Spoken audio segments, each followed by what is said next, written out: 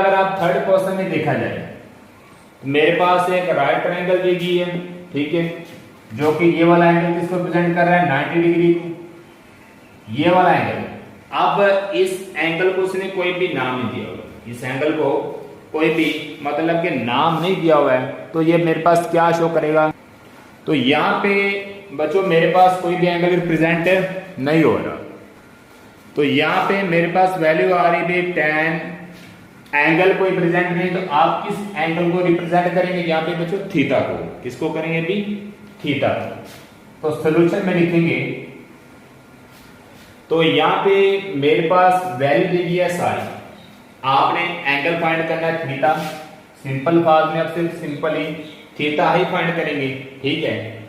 तो tan theta equal मेरे पास है बच्चों परपेंडिकुलर ओवर बेस, वो वाला फार्मूला चूज करना है। आप थीटा साइन के भी अकॉर्डिंग लूम कर सकते थे, कोस के भी अकॉर्डिंग लूम कर सकते थे, लेकिन मैं थीटा tan इसलिए ले रहा हूं क्योंकि मेरे पास tan होता है परपेंडिकुलर ओवर बेस, तो यहाँ पे परपेंडिकुलर की भी वैल्यू है और बेस की भी है, तब ही आप थीटा फाइंड कर सकते हैं।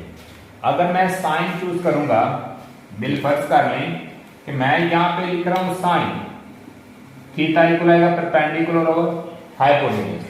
परपेंडिकुलर की वैल्यू तो मैं खुद कर लूंगा, हाइपोटेन्यूज नहीं है, आपने करना थीटा फाइंड है, तो यहाँ पे मुझे एच भी फाइंड करना पड़ रहा है और थीटा भी, तो ये इम्पॉसिबल है।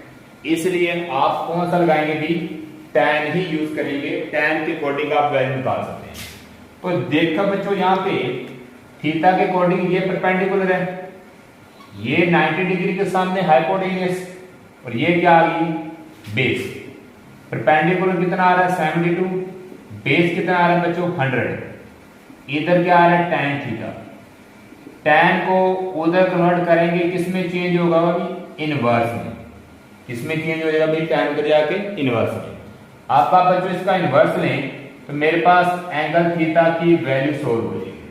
एंगल थीटा की मेरे पास वैल्यू सोल्व हो गई 35.75 डिग्री। तो ये मेरे पास बच्चों इसका एंगल आपने नोट किया है tan थीटा के अकॉर्डिंग, ठीक है। तो आपने यहाँ पे इसका क्या फाइंड करना था, क्वेश्चन नंबर 3 में इसकी स्टेटमेंट के अकॉर्डिंग आपने इस ट्रायंगल का एंगल फाइंड करना है। एंगल तब वो फाइंड करना है जिसमें दोनों वैल्यू आपके पास आ जाए, इसलिए मैंने tan लगाया यहाँ पे। अब आप क्वेश्चन नंबर 4 करते हैं। तो यहाँ पे बच्चों क्वेश्चन नंबर 4 में मेरे पास एक एंगल 60 डिग्री है और एक मेरे पास लेंथ आ रही है, वो कितनी आ रही है मेरे पास भी बच्चों, यहाँ पे 10 मीटर।